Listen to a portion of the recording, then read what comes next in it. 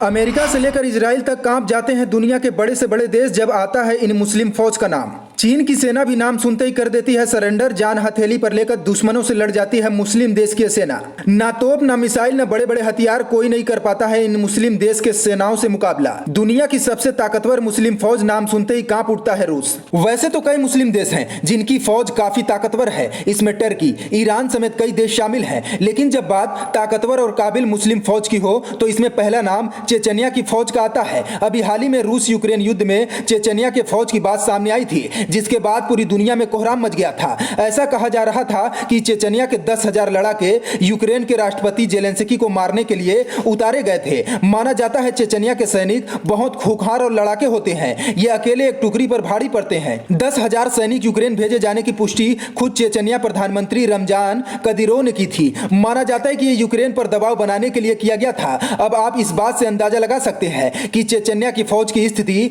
दुनिया की नजर में क्या है। चेचनिया रूस की दक्षिणी हिस्सों में स्थित गणराज्य है जो मूल रूप से रूस से घिरा है, मगर इसका कुछ हिस्सा पड़ोसी देश जॉर्जिया को भी छूता है। बहुत साल तक चेचनिया और जॉर्जिया की लड़ाई होती रही है। दुनिया के सबसे पहले सुपर पावर कहे जाने वाले मंगोलों ने भी चेचनिया को भी अपना गुलाम बनाया था। इसके बाद तैमूर लंग ने भी इस देश को हराया था। बाद में ऑटोमन साम्राज्य और ईरान का भी यह मुल्क हिस्सा रहा है, लेकिन बाद में यह रूस के कब्जे में आ गया। चेचनिया कई जातीय समूहों में से एक है जो हजारों सालों से उत्तरी काकेशस के ऊंचे इलाकों में रहा। इनके आधुनिक इतिहास का ज्यादातर हिस्सा उनकी स्वतंत्रता और स्वायत्तता की इच्छा से जुड़ा रहा है। ये 100 साल से ज्यादा से अपनी आजादी के लिए लड़ रहे हैं। इन्हीं युद्धों के चलते इसकी लगातार लड़ते रहने की आदत सी हो गई है। शायद यही वजह है कि यहाँ की फौज और लड़ाकों को युद्ध लड़ने में पारंगत माना जाता है। यही वो एक छोटा सा मुल्क है जिसने रूस को सुपर पावर रहते हुए शिकस्त दी थी। हालांकि अब यह रूस का ही क्षेत्र माना जाता है। 1917 की रूसी क्रांति के दौरान विभिन्न जातीय समूहों ने रूस से स्वतंत्रता की घोषणा की,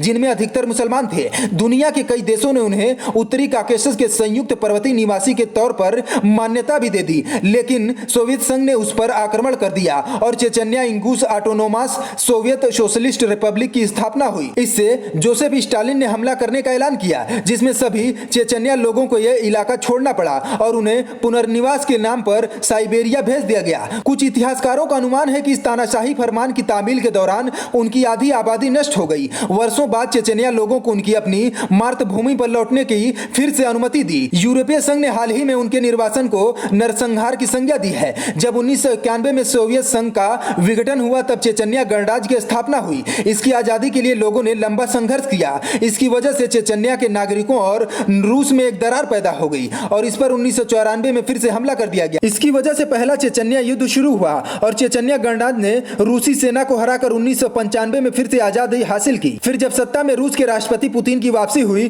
तो एक बार फिर से रूस ने चेचनिया पर हमला कर दिया।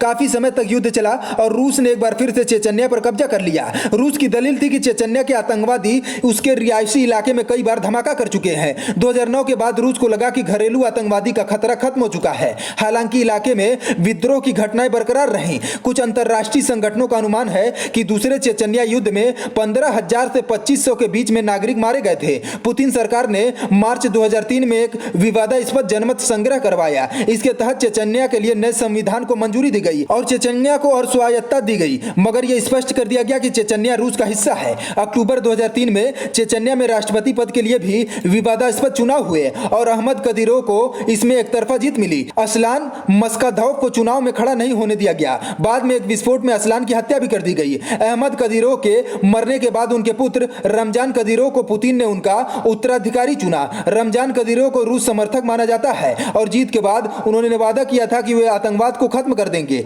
हालांकि इन सबके बीच आज भी चेचनिया की फौज ताकतवर फौजों में से एक मानी जाती है। चेचनिया में ज्यादातर मुस्लिम रहते हैं। यही वजह है कि सत्ता से लेकर फौज में मुस्लिम ही होते हैं। रूस से लगातार संघर्ष के बाद भी चेचनिया की फौज का लोहा पूरी दुनिया मानती है। इन सभी मुस्लिम देश की सेनाओं में सबसे ज्यादा खतरनाक किस देश की सेना लगती है? आपको क्या लगता है? कमेंट करके हमें आप जरूर बताएं।